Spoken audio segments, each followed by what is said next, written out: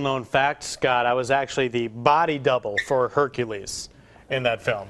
They needed someone extremely ripped. I'm like, well, if I have to step it up, I can just do it. I tell you, man, the sacrifices you make. The sacrifices I make. Just kidding, everybody. All right, we aren't kidding about what we're making in the kitchen. We're working on some great stuff. 3 different types of the same thing. Explain what we're going to do here today, Scott. We're going to do, food is sharing to me, and nothing epitomizes sharing like bruschetta. Bruschetta is probably one of the oldest. I mean, it's very traditional. It's bread, it's fresh ingredients, and great for parties and just get-togethers or midnight snacks, whatever you got in mind, you know. And is this offered as an appetizer at Pinzone's? It is. We're going to do several variations of it. First thing we'll do in this segment is we're going to do, when people think bruschetta, they think tomatoes, mozzarella, basil, olive oil, and so that's what we're going to do right now. Okay, so this is kind of your traditional bruschetta. Right. One you'll see, all over the place, and so we're going to do this very simple. This is some fresh whole milk mozzarella, and I love this. If you can get buffalo milk mozzarella, that's always great too. But this is just really, like I said, really fresh. It's a very soft cheese.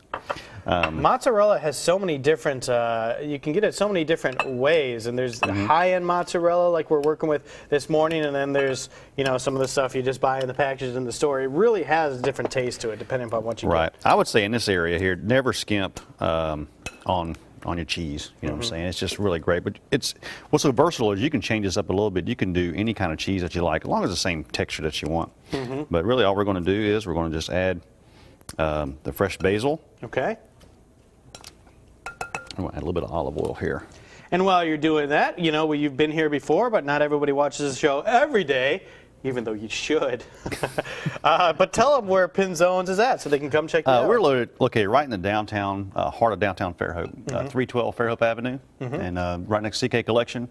And the store front, the restaurant front of the building is kind of it's not a huge entranceway, but it's really neat because once you get in there, it is what you call an Italian village. You go in and you can kind of wander around and see all the different facets you have in there, plenty of different things, the steakhouse, Pinzone's, the main restaurant. You've got the lunch cafe, correct? Little deli and all that stuff. It's really great. Really cool. What's always neat is you see people walking by, because a lot of foot traffic, and they'll look and they'll say, like, what is that over there? And they'll look like, oh my God, where did this come from? And you see like how did I get transported here? It's really neat. It's a beautiful place. But anyway, very simple. I'm just going to top that off there. Okay. And that's our first one. We're ready to go. That is our first one, ready to go. Now, when we come back, what's the second one we're going to work on? We're going to do what my favorite. It's called Viale Fairhope, which means Fairhope Avenue, and it's basic pancetta, little butternut squash, and a little olive oil. So it sounds like this is kind of your own creation. A little bit, yeah. Since the word Fairhope is in there, right, not straight from Italy, but Italian. The ingredients are, but I like it. I got you. All right, so we're going to work on that when we come back. Cherish. Smelling good in our kitchen here this morning on Studio 10. Chef Scott from Pinzone's Italian Village. Now, we're doing 3 different things this morning, and I'm not going to say it. Well, I'll say it. Bruschetta is how I pronounce it, but Scott says in Italy it's pronounced bruschetta. Bruschetta. And actually it comes from, the etymology of it is buscaro, which means to roast over coals. So that's where, you get like the, like when you like the grill on there, that's a flavor that you're looking for. Okay, so bruschetta, learn something new.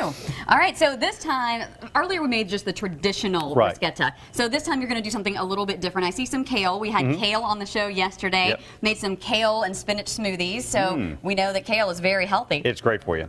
Now, basically, what you get out of bruschetta is you get the local fresh ingredients, personal flavors, and basically what would happen is, in Italy, if they're working out in the field, or they would take their bread and they would use some of the fresh ingredients that were local to them, and then the Roman soldiers used to march, and whenever they come into a territory, they'd always have their bread, and they would use like if they have butternut squash, if they have tomatoes, if they have whatever the local produce was at the time. So you'll see bruschetta.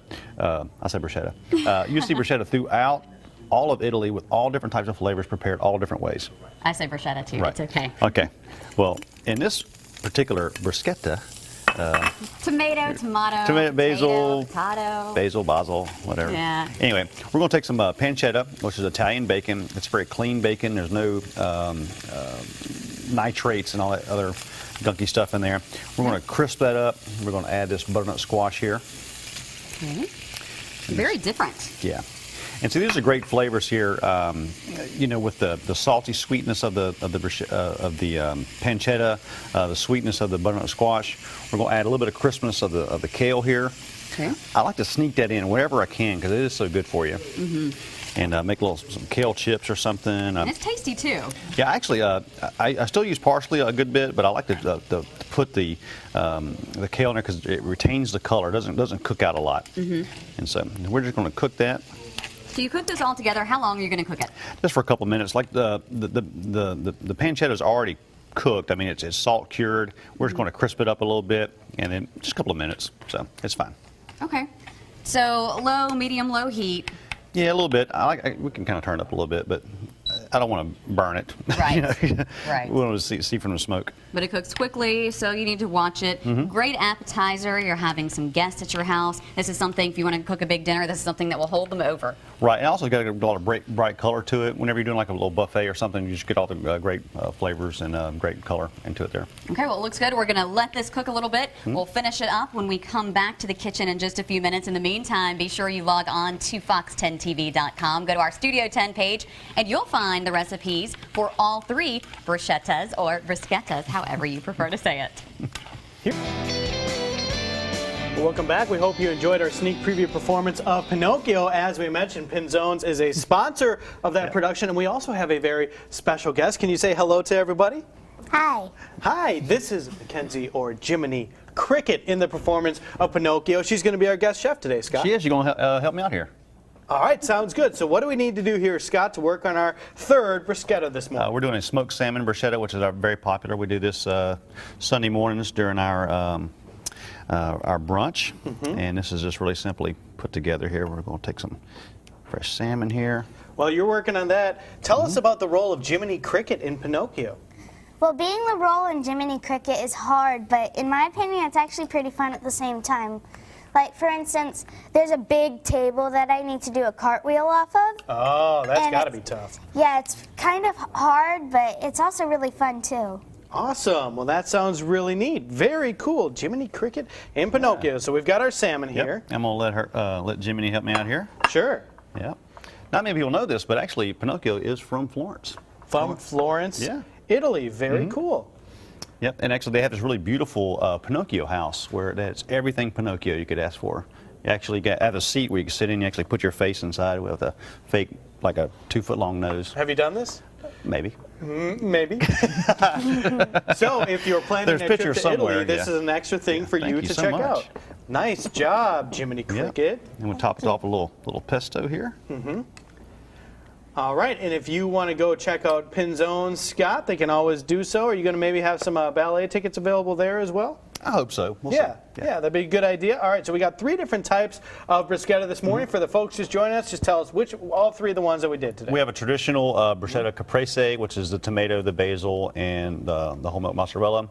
We have one we do here at the restaurant with the butternut squash, pancetta, a little kale, Parmesan cheese. And we have one of my favorites, also the smoked salmon bruschetta with a lime goat cheese. All right, and they all look fantastic. You can get all these appetizers at Pinzone's Italian downtown in Fairhope, and we definitely encourage you to go out and see Jiminy Cricket and all her friends in the upcoming performance of Pinocchio. Can you wave bye?